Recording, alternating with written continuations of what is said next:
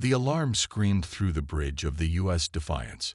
Red lights flashed as officers rushed to their stations. Admiral Jack Morrison stood from his command chair, his weathered face showing no emotion. "Report," he ordered.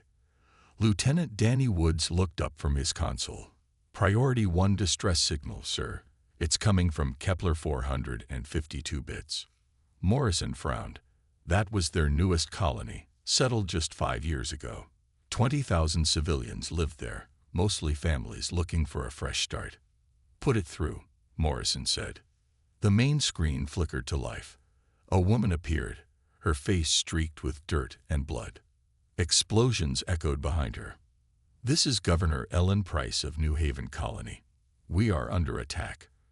Unknown alien forces are killing everyone. They came from nowhere. Please, we need help. They're slaughtering us. Men, women, children. They don't care. Please." The transmission cut off. Static filled the screen. The bridge fell silent. Every officer stared at the blank screen, processing what they had just seen. Morrison turned to his communications officer. "Get me Captain Rodriguez on the horizon. Now." Moments later, Captain Lisa Rodriguez appeared on a side screen. Her ship was the closest to the colony, on a routine patrol mission.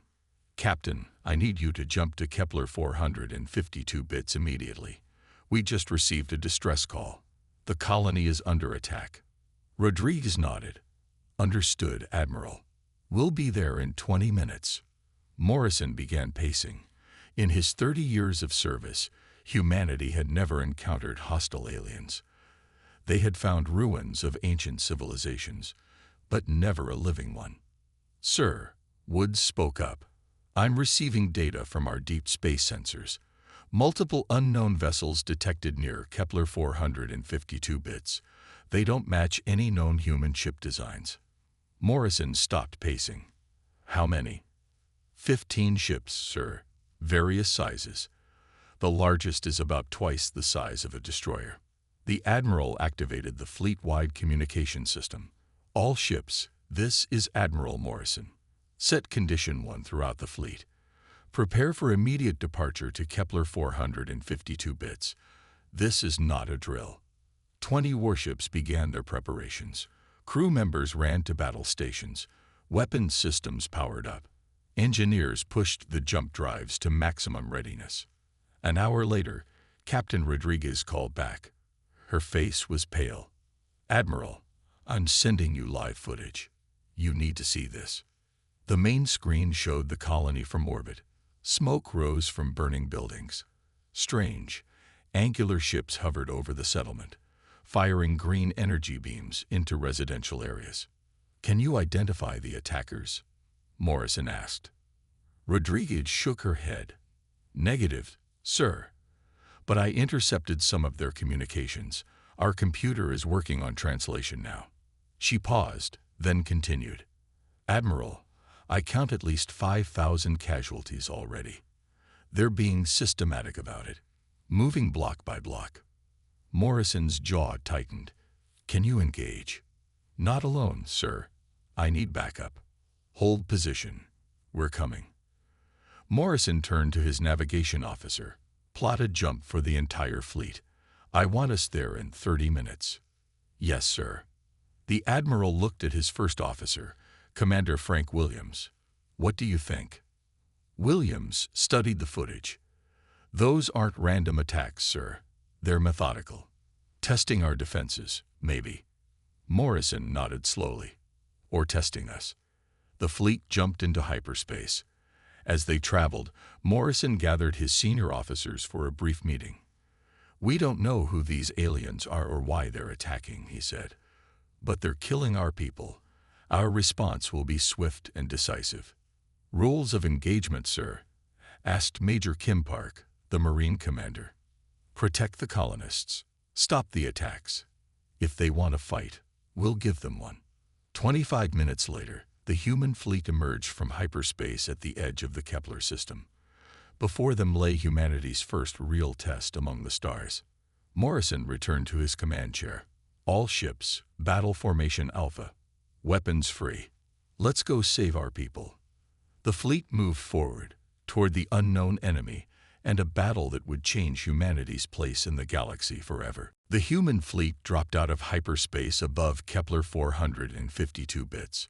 What they saw made even the veteran soldiers pause. The colony was burning. Alien ships circled above like vultures, their strange angular hulls reflecting the orange glow of fires below. Bodies littered the streets. Some were still moving, trying to crawl to safety. "My God," whispered Commander Ryan Torres from his attack craft. "They're hunting them down like animals." Admiral Morrison's voice came through the fleet comm. "All ships, engage the enemy. Priority is protecting civilian evacuation. Torres, take your squadron and hit them hard." "Copy that, Admiral. First wave, on me." 12 human fighters screamed toward the alien ships. The enemy turned to face them, their weapons glowing green. The first exchange of fire lit up the sky. Green beams met human missiles and plasma rounds. An alien ship exploded, spraying purple fluid across the hull of Torres's fighter. "Their blood is purple," he reported, "and their ships aren't as tough as they look." More human ships joined the battle. The aliens, caught off guard by the ferocity of the attack, began to pull back from the colony. On the ground, Major Kyle Anderson led the Marine landing force. They found scenes of horror, families torn apart, children lying motionless in playgrounds. But they also found survivors. "Get them to the shuttles," Anderson ordered. "Move." In space, the battle intensified. The aliens regrouped and fought back with calculated precision. Their weapons were advanced, but the humans had numbers and determination. Lieutenant Amy Chen sat at her station on the Defiance, monitoring communications. Suddenly, her console lit up. "Admiral, I'm picking up alien transmissions. Our translation software is making progress." Morrison leaned over her shoulder. "What are they saying?" Chen's face went pale as she read. "Sir, they're calling us test subjects. They're reporting to someone called the Galactic Council." "Keep translating," Morrison ordered. The battle raged for 3 hours. Human ships took damage, but they gave worse than they got. 7 alien vessels were destroyed, their purple blood painting human hulls as they exploded. Then Chen made another discovery. "Admiral, I've got it. These aliens call themselves the Vexari. They were sent here to evaluate us." "Evaluate?" Morrison's voice was dangerous. "By murdering civilians. The transmission says it's standard procedure. They test new species through controlled extermination. If we survive and fight back effectively, we pass. If not..." Morrison didn't need her to finish. He activated the fleet comm. "All ships, no mercy. These Vexari want to test us. Let's show them what humans are made of." The tide turned completely. Human ships pressed their advantage, targeting Vexari engines to prevent escape. 2 more alien ships exploded in purple flames. Commander Torres noticed something odd. The Vexari were recording everything, broadcasting the battle somewhere. "Admiral, they're sending live footage. Someone's watching this." Morrison nodded grimly. "Then let's give them a show they won't forget." The remaining Vexari ships tried to retreat.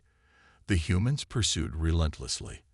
As the last alien vessel attempted to jump to hyperspace, the battleship U.S. Thunder opened fire with its main guns. The Vexari ship split in half, purple blood crystallizing in the vacuum of space. On the surface, Anderson's Marines had rescued over 3,000 survivors. They also found something else. "Admiral, we've captured Vexari equipment. They were collecting human genetic samples. Blood, tissue, even brain matter." Dr. Julie Baker, the fleet's chief medical officer, examined the alien technology. "They were studying us, sir, like lab rats." As the battle ended, the human ships hung in orbit, many splattered with purple Vexari blood. The colony below still smoldered, but the immediate threat was over. Morrison surveyed the aftermath. 15 Vexari ships destroyed. No human ships lost. though several were damaged. But the cost on the ground was terrible. 15,000 colonists dead. Sir, Chen interrupted his thoughts. I've decoded more transmissions. The Vexari sent their final report before we destroyed them. What did it say? Chen looked up at her admiral. Test results. Humans exceed combat parameters. Recommend immediate council review. Threat level. Extreme. Morrison smiled coldly. Good. Now they know we bite back. Dr. Marcus Johnson worked through the night in the science lab of the U.S. Defiance. Around him lay pieces of Vexari technology, data pads, and strange devices pulled from the destroyed alien ships. This is incredible, he muttered, studying a glowing data core. And terrifying. Admiral Morrison entered the lab with Captain Rodriguez. Both looked tired after the battle, but their eyes were alert. What have you found, Doctor? Morrison asked. Johnson turned from his workstation. His usually calm face showed anger. Everything, Admiral. These Vexari kept detailed records. They're quite proud of their work. He activated a holographic display. Strange symbols filled the air, slowly translating to English. The Galactic Council has existed for over 10,000 years. They control most of this part of the galaxy. When they find a new species, they send the Vexari to test them. Rodriguez stepped closer. Test them how? By attacking their weakest points. Colonies, civilian targets. If the species fights back effectively, they're deemed worthy of joining the Council. If not, Johnson's voice trailed off. Morrison's fists clenched. They're enslaved or destroyed. Exactly. The Vexari have done this to 43 species. Only 12 passed the test. The others are either extinct or serve as slave labor. The room fell silent. The weight of this revelation hung heavy in the air. There's more, Johnson continued. The Council has been watching us for 50 years. They know about Earth, Mars, all our colonies. They chose Kepler 452 bits because it was isolated. Rodriguez spoke up. So this was all planned. The 15,000 people who died were just part of their sick game. Johnson nodded. The Vexari called it optimal testing conditions. They wanted to see how we'd respond to a surprise attack on civilians. Morrison began pacing. What else do we know about this council? They meet on a world called Nexus Prime. It's an artificial planet at the center of their territory. The council has 15 member species, each with their own fleets. Johnson pulled up more data. The Vexari were their military arm. We just destroyed about 20% of their total forces. Captain Rodriguez smiled grimly. Good start. Doctor, can you find the location of Nexus Prime? Morrison asked. Already did, sir. It's about 300 light-years from here. But, Admiral, their defenses are substantial. The entire system is protected by automated weapons platforms. Morrison studied the star map that Johnson displayed. What about the Vexari? Where's their home base? They have several. The closest is 30 light-years away. It's a military staging ground. Lieutenant Chen entered the lab. Admiral, you need to hear this. I've intercepted Council communications. They're in panic mode. She played the translated message. An alien voice, cold and mechanical, spoke. Emergency session called. The humans have destroyed our evaluation fleet. Threat assessment upgraded to critical. All member species are to prepare for possible human retaliation. Morrison turned to his officers.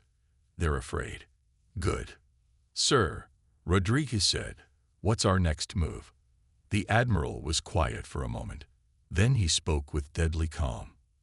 They came to our home and murdered our people as a test. They've done this to dozens of species.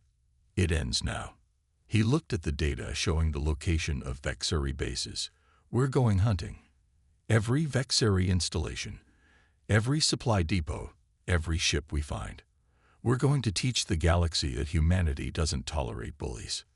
Johnson cleared his throat. Admiral, the captured data also shows locations of slave worlds, species that failed their test and now serve the Council. Morrison's eyes hardened. Then we'll free them too. Captain Rodriguez, I want you to take half the fleet and hit the nearest Vexari base. I'll take the rest and start disrupting their supply lines. What about Earth, sir? Should we warn them? Already done. Earth is mobilizing everything we have. But we're not waiting for reinforcements. The Council wanted to see what humans are capable of. Let's show them. As the officers prepared to leave, Johnson called out, Admiral, one more thing. The Vexari data mentions something called the Archive. It's where the Council keeps records of all tested species. It might have information we need. Morrison nodded. We'll find it. But first, we have some hunting to do. The human fleet split into two forces. Captain Rodriguez led 10 ships toward the nearest Vexari base. Admiral Morrison took the other 10 to hunt supply lines. The purple blood from their first battle still stained their hulls. 3 days later, Rodriguez's force dropped out of hyperspace near a Vexari supply station. The massive structure orbited a gas giant, its docking ports filled with cargo ships. Scan for defenses, Rodriguez ordered. Lieutenant Bobby Chen, Amy's younger brother, checked his console. 6 patrol ships, Captain. The station has minimal weapons. Rodriguez smiled. Perfect. All ships, attack pattern Delta. Disable those patrol vessels first. The human ships struck like lightning. The Vexari were caught completely off guard. They had never expected their victims to hunt them down. The battle was swift and brutal. Human missiles tore through Vexari shields. Purple blood sprayed into space as ships exploded. The station tried to call for help, but human jamming blocked their signals. Meanwhile, Morrison's group found a Vexari communication relay. The structure helped coordinate their fleets across the sector. Take it down, Morrison ordered. As they attacked, Lieutenant Chen decoded more Vexari transmissions. Admiral, listen to this. The Vexari commander is begging for reinforcements. He says the humans fight like demons. Morrison watched another Vexari ship explode. Good, let them fear us. Back at the supply station, Major Anderson led a boarding party. His Marines moved through the corridors, finding warehouses full of supplies and weapons. Captain Rodriguez, Anderson reported, we found something interesting. Prison cells. They're holding aliens from different species. Rodriguez frowned. Prisoners? Looks like slaves, ma'am. Should we free them? Do it. The Marines opened the cells. Dozens of aliens stumbled out, many showing signs of abuse. They stared at the humans in shock. One alien, tall and thin with blue skin, spoke in broken English. You fight, Vexari. You win. Anderson nodded. We're humans. We're here to help. The blue alien's eyes widened. Humans? The new test species. But you should be dying, not winning. Sorry to disappoint. What's your name? I am Crix. My people failed the test 50 years ago. Now we serve. Anderson helped Crix to the shuttle. Not anymore. You're free now. Across the sector, Morrison's force destroyed the communication relay and moved to their next target. They found a Vexari fleet depot with 20 warships under repair. Admiral, Commander Frank Williams pointed to the scan. Those ships are damaged from previous tests. Look at the battle scars. Morrison studied the data. Each ship showed damage patterns from different weapons. They've been testing other species recently. Sir, I'm detecting life signs on those ships. Non-Vexari. Morrison's face darkened. Slaves doing the repairs. We need to be careful. The human ships surrounded the depot. Morrison broadcasted a message in multiple languages. Attention all non-Vexari personnel. Move to the escape pods immediately. We're about to attack this facility. They waited as hundreds of escape pods launched. Then the humans opened fire. The depot exploded in brilliant colors as stored munitions detonated. On Rodriguez's side, they captured the supply station intact. The freed slaves provided valuable information. The Council is in chaos, Crix explained. No species has ever counterattacked before. The Vexari don't know how to respond. Rodriguez questioned him further. How many Vexari are there? Maybe 50,000 warriors. They were the Council's iron fist. But you've already destroyed many. Day after day, the human forces struck Vexari targets. Each battle left more purple blood on human hulls. The ships began to look terrifying, their original colors hidden under layers of alien gore.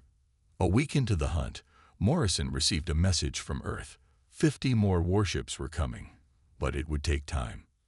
We're not waiting, Morrison decided. The Vexari are off balance.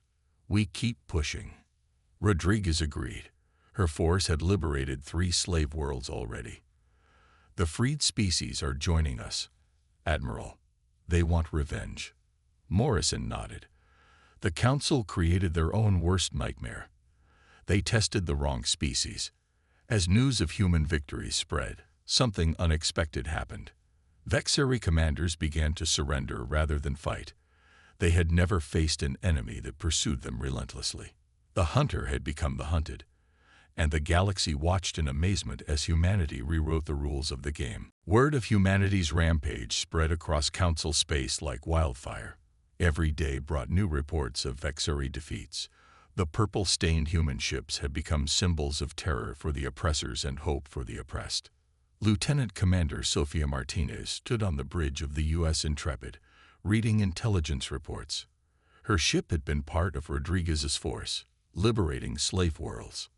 Captain, we're getting encrypted messages from 3 different systems, she reported to Rodriguez. Rodriguez looked up from her tactical display. From who? Species enslaved by the Council. They're asking if the stories are true. They want to know if humans really defeated the Vexari. Rodriguez considered this. Send them footage of our battles. Let them see for themselves. Martinez transmitted the battle recordings. Within hours, responses flooded back. The messages all carried the same desperate hope. They want to join us, Martinez said. The Thraxi, the Melody, and dozens of other enslaved species. They're organizing resistance movements. Meanwhile, Admiral Morrison's force discovered something unexpected while raiding a Vexari research station. Admiral, you need to see this, Dr. Johnson called from the captured facility. Morrison found the scientist in a vast data center. Thousands of storage units lined the walls, each glowing with alien script. What is it, Doctor? Johnson's face was grim. Records of every species the Council has tested. Complete files on their strengths, weaknesses, and how they failed. Morrison examined the data. This is their playbook. They use it to plan their attacks. Sir, there's more. Look at the section on humans. Morrison read the file. The Council had been studying humanity for decades. They knew about human wars, human psychology, human determination. Yet they had still underestimated them. They thought our divisions would make us weak, Morrison said. They didn't understand that we unite against external threats. Lieutenant Chen burst into the room. Admiral, urgent message from the Defiance. Council warships are mobilizing. Not just Vexari, all member species. Morrison turned to her. How many? Over 1,000 ships, sir. They're forming a massive fleet. Johnson looked worried. Admiral, even with reinforcements from Earth, we can't match those numbers. Morrison smiled. We don't have to. Chen, send a message to all liberated worlds. Tell them the time has come. The Council is mobilizing, which means their garrisons are weakened. Across the galaxy, enslaved species received humanity's call. On industrial worlds, workers sabotaged production lines. On mining colonies, slaves turned their tools into weapons. The uprising had begun. Captain Rodriguez led her force to a major slave world called Syrian. As her ships approached, they found the planet already in chaos. The slaves are revolting, reported Commander Torres. They're attacking Council installations. Rodriguez ordered her ships to support the rebels. Human fighters strafed council positions while Marines landed to assist the uprising. On the ground, humans fought alongside freed aliens. The sight inspired even more slaves to join the fight. Council forces, used to controlling helpless populations, crumbled under the coordinated assault. Crix, the blue alien Anderson had freed, now served as liaison with the rebel forces.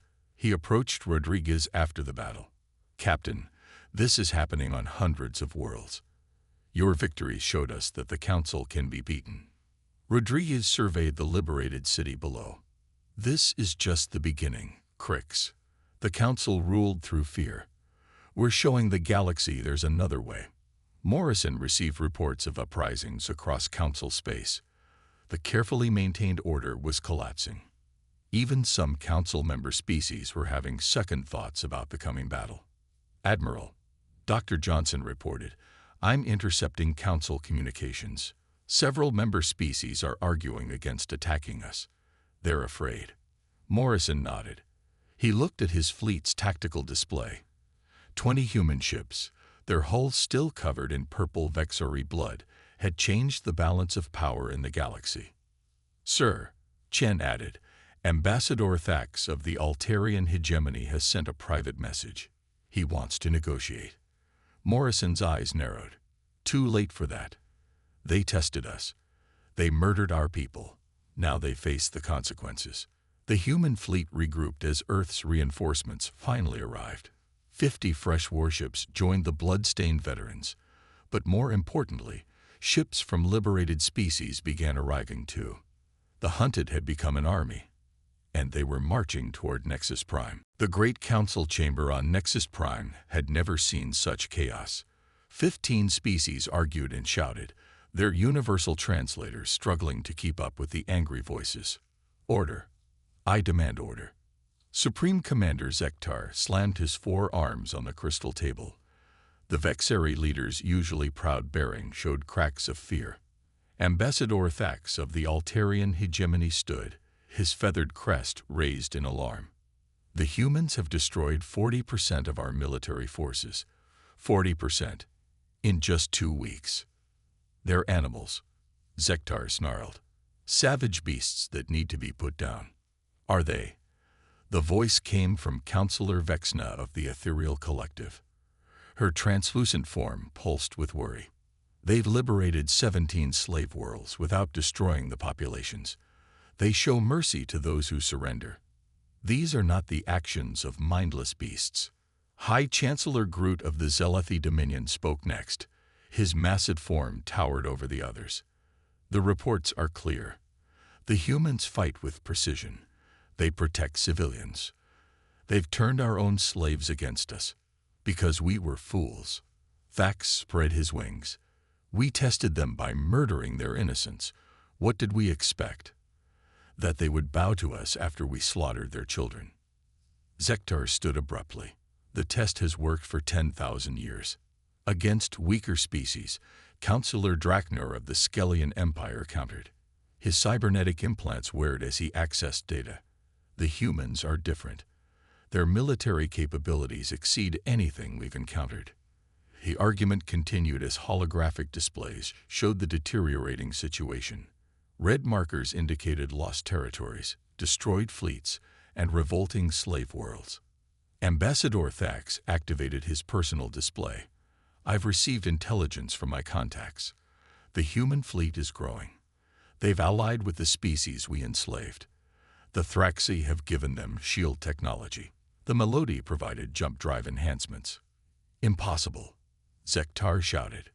"Those primitives could never." "They were never primitive," Vexna interrupted. "We kept them down. The humans are teaching them, arming them, creating an alliance of equals." Chancellor Groot leaned forward. "There's more. 3 member species have secretly contacted the humans. They want to switch sides." The chamber erupted again. Accusations flew between the representatives. Some blamed Zektar for the disaster. Others called for immediate surrender. Silence. The voice of the Ancient One filled the chamber. The eldest council member rarely spoke, but when it did, all listened. "We created this situation. Our arrogance blinded us. The Ancient One's crystalline form turned toward Zektar. You assured us the humans were just another primitive species. You said the test would break them like all the others. The test was perfect. The test was flawed. The Ancient One's voice cracked like thunder. We judged them by our standards, not theirs. We thought fear would make them submit. Instead, it made them furious. Counselor Drakenor pulled up military projections. Supreme Commander, your combined fleet outnumbers them, but the humans have advantages. Their ships are faster, their weapons are more efficient, and they fight with a fury we've never seen. They paint their ships with our blood, whispered a minor counselor. They wear our defeats like trophies. Fax looked around the chamber. I propose we offer terms. Full membership, equal status, reparations for the colony. Never, Zektar roared. I will crush them with the combined might of all our fleets. And if you fail? Vexna asked quietly. What then? The humans have shown mercy to those who surrender. Do you think they'll show mercy to us after we rejected peace? The Ancient One spoke again. I have lived for 15,000 years. I have seen empires rise and fall. The humans are not like the others. They bring change. They bring chaos. Zektar insisted. Perhaps chaos is what we need, Chancellor Groot said slowly. Our order has become stagnation. Our tests have become cruelty. The humans are showing the galaxy another way. As the council debated, reports continued coming in. More slave rebellions, more Vexari defeats, more member species questioning the old ways. The chamber fell silent as a new report arrived. The human fleet had been spotted approaching Nexus Prime. 70 ships, their hulls dark with dried purple blood, leading an armada of liberated species. Ambassador Thax stood once more. Counselors, we must decide. Negotiate or fight. But decide quickly. The humans are coming. Admiral Morrison stood on the bridge of the U.S. Defiance, watching Nexus Prime grow larger on the main screen. The artificial planet gleamed in space, surrounded by defensive platforms and a massive fleet. Sir, I'm counting over 900 council ships, reported Commander Williams. They're forming a defensive line. Morrison nodded.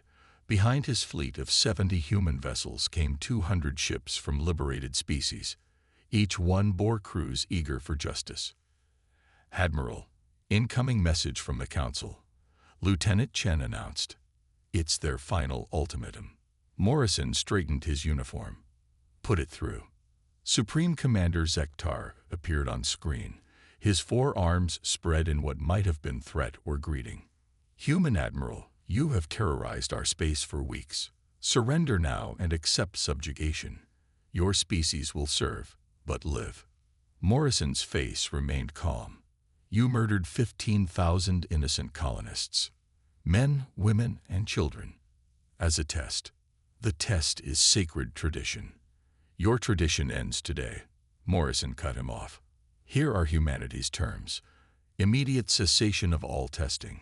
Freedom for all enslaved species, and full council membership with veto power for humans. Zektar's mandibles clicked in rage. You dare make demands. We are the Galactic Council. We have ruled for 10 millennia. And in 2 weeks, we've broken your military and freed your slaves. Your time is over. The transmission ended. Morrison turned to his crew. Battle stations. All ships, execute Attack Plan Alpha. Captain Rodriguez commanded the flanking force. Strike wings, target those defensive platforms. Main guns, focus on their command ships. The battle began with spectacular fury. Human missiles streaked toward Council positions while alien energy weapons lit up space in rainbow colors. The defensive platforms, designed to stop slow invasions, couldn't track the fast human fighters. Captain Carlos Ramirez led the bomber squadron. His ships dove through enemy fire, dropping plasma charges on the platform's power cores. Explosions rippled across the Council's first line of defense. Platform 7 is down, Ramirez reported, moving to Target 8. On the Council flagship, Zektar watched his perfect formations crumble. Impossible. They're too fast, too coordinated. His tactical officer, a young Vexari, spoke hesitantly. Sir, they're using tactics we've never seen. They adapt instantly to our moves. Below, on Nexus Prime's surface, panic spread through the government districts. Bureaucrats who had administered the testing program for centuries now faced the consequences of their actions. Ambassador Thax watched from his office window as human drop pods began landing in the capital. He activated his private communicator. Captain Rodriguez, this is Ambassador Thax. I wish to negotiate. Rodriguez's voice came through. Too late for negotiations, Ambassador. You had your chance. Meanwhile, Major Anderson led ground forces through Nexus Prime's corridors. They encountered minimal resistance. Most Council security forces had already fled. Admiral, we've reached the Council chambers, Anderson reported. It's empty. Most members evacuated. Back in space, the battle turned into a rout. Council ships, used to fighting inferior opponents, couldn't match human aggression and creativity. The liberated species fought alongside their human allies, their fury matching humanity's own. Crix commanded a Thraxi cruiser, his blue skin glowing with excitement. For 50 years we served them, he broadcast to his crew. Today, we are free. The combined fleet pushed through the Council's lines. Ships exploded on both sides, but the momentum favored the humans. The purple-stained human vessels led the charge, their battle scars serving as psychological weapons. Zektar's flagship took multiple hits. Systems failed across the massive vessel.